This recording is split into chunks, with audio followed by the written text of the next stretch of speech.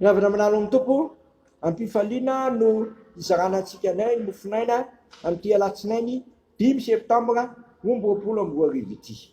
Milohan'izany ivavaka sika.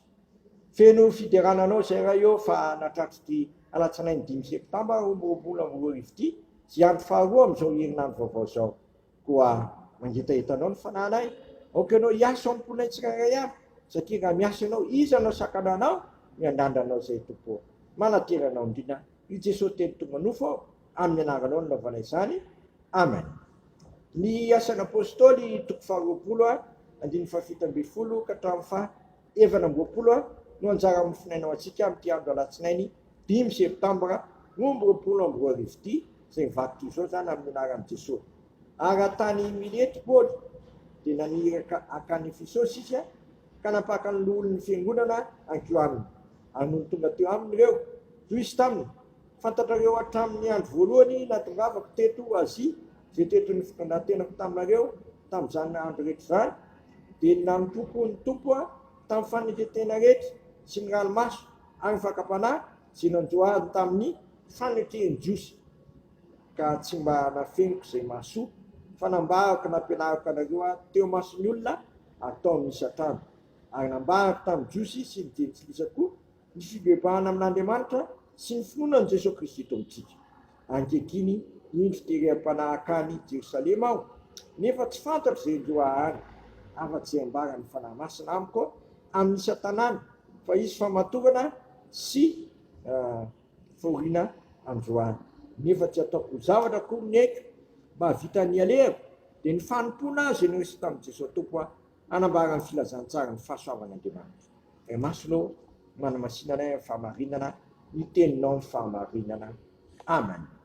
Eto amin'ity lahatsoratra masiny ity ny zava-manjony mpitovy filazantsara. Ny zava-manjony mpitovy filazantsara, kanefa na dia zany aza ny zava-manjony mahazo mpitovy filazantsara, tsy mampiemitra ny mpitovy filazantsara zany, satria voalaza eto hoe nefa tsy ataoko zavatra koa ny eko mba havitako ny alehako, dia ny fanompona zay raisiko tamin'i Jesosy tompo hanambara ny filazantsara ny fahasoavan'Andriamanitra.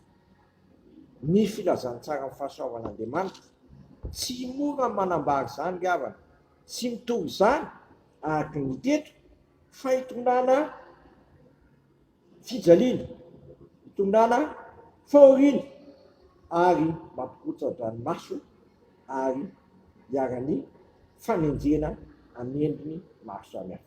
Eto Paoly apôstôly dia sananambara mihitsy izy fa arak'izay ambara fanahy aminy amin'ny isa-tanàna isy famatorana sy fahoriana andro azy, kanefa na dia zany aza ny zavatra mandro azy, tsy memitra mihitsy izy amin'ny fitoriana ny filazantsara.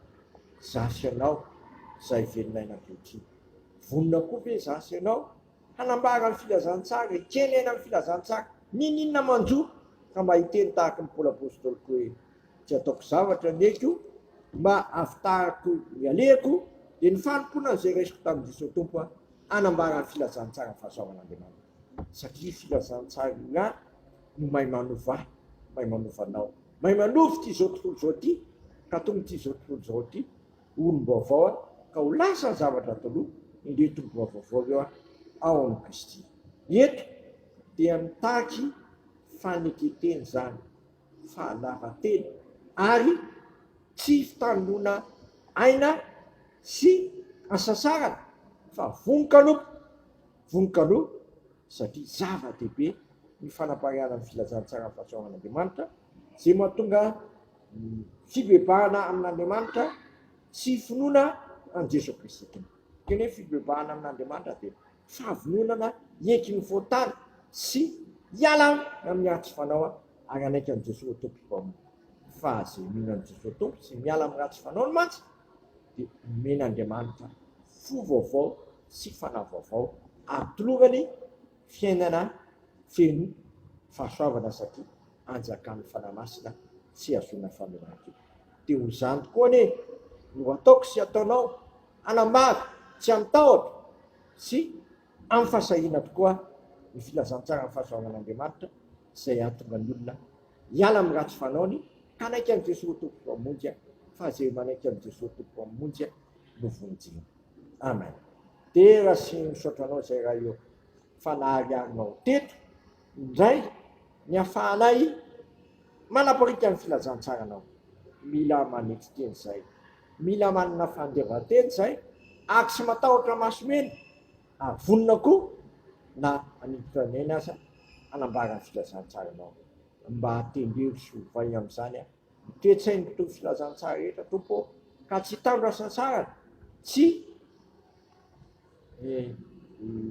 hitandro asansarana tsy raviratanana fa anafasahina tokoa satria tsy menao fanahy osy zay fa fanahy maniry ka anambara ny fitiavanao sy aneny fahavolonana amin'ny fanontena ina faneteteny.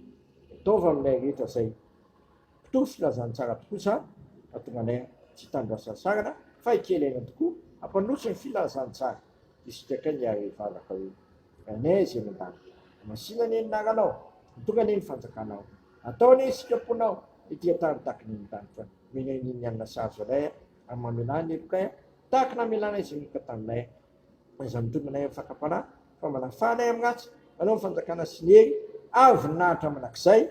Amen. Tanterahany tompo amintsika ane zao tsodrano tononona amin'ny naharaisana ka fanamasina zao reso fifaliana sy fitiavana zao tsodrano tononona amin'ny naharaisana ka fanamasina zao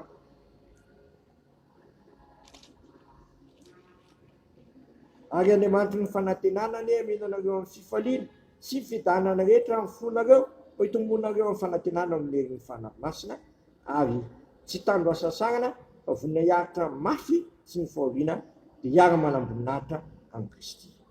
Amen.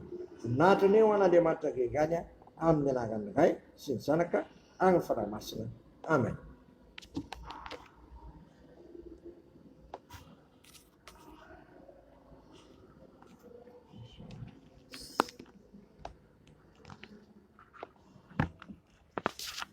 Des téléphones.